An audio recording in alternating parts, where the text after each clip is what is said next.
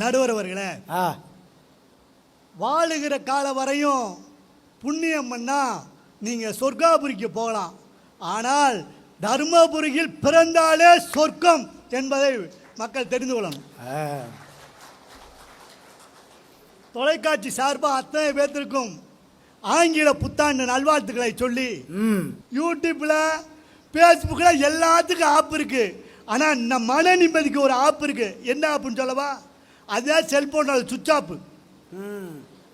கைதட்டுக்கிட்ட உங்களை நம்பித்தான் பேசுறேன். பட்டிமன்றம் டெலிகாஸ்ட் ஆகும்போது உனக்கு இருக்குடி ஆப் வீட்டில். நம்ம கள்ள முட்டாய பத்திங்களா அமெரிக்காவுக்கு போயிருச்சு. நம்ம சூஸ்பரி இங்கிலாந்துக்கு போயிருச்சு. அது உங்க முறுக்கு ஜெர்மனிக்கு போயிருச்சு. உலக நாட்டுக்கு பூரா நம்ம பொருள் போயிருச்சு. ஆனா அந்நிய நாட்டு கலாச்சாரம் இந்தியாவுக்குள்ள வந்துருச்சேம்மா, அதானம்மா வருத்தம். சார், நீங்க பிப்ரவரி 14க்கு ஒரு ரீல்ஸ் போட்டிருக்கியா சார்? அது அந்த அம்மா பயன்படுத்துபவர்கள் கையில் தான் இருக்கிறது அந்த அம்மா.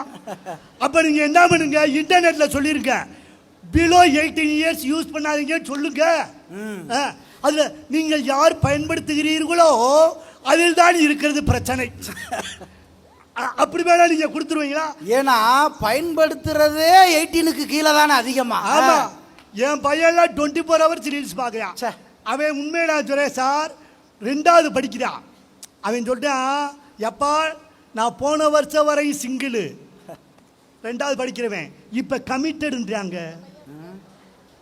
எப்ப பார்த்தாலும் என் பையன் 8 வயசுக்கு 3000 கேர்ள் ஃப்ரெண்ட் இருக்கு. அது ஆன்லைன் வசதி இல்லைங்க, டோக்கியோ ராமநாதனுடைய பையன்கிற அங்கீகாரம். அது இல்ல, ஆம்பளை பையனா பிறந்தாலே அங்கீகாரம் தான். கைதட்டு தம்பி, உனக்காகத்தான் பேசுறேன்.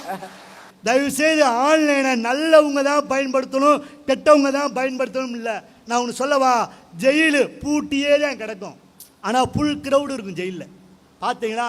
ஆனால் கோயில் திறந்தே தான் இருக்கும், கோயிலில் கூட்டமே இருக்காது. அதே மாதிரி கெட்டதை மட்டும்தான் மனசு இழுக்கும். ஆன்லைன் என்பது நம் பண்பாட்டை சீரழிக்கிற செயல். வேணாம்னு நான் சொல்லலை, வேணும், கண்டிஷன்ஸ் அப்ளை. எது தேவை எது தேவையில்லை என்று அரசாங்கம் முடிவு பண்ணிட்டோம், இல்லைன்னா நம்ம முடிவு பண்ணுவோம். நான் உண்மையிலே சொல்கிறேன், உண்மையிலேயே குழந்தைகளுக்கும் இளைஞர்களுக்கும் ஆன்லைன் என்பது அனாவசியம் என்று சொல்லி நல்ல வாய்ப்புக்கு நன்றி கூறி விடைபெறுகிறேன். நன்றி, வணக்கம்.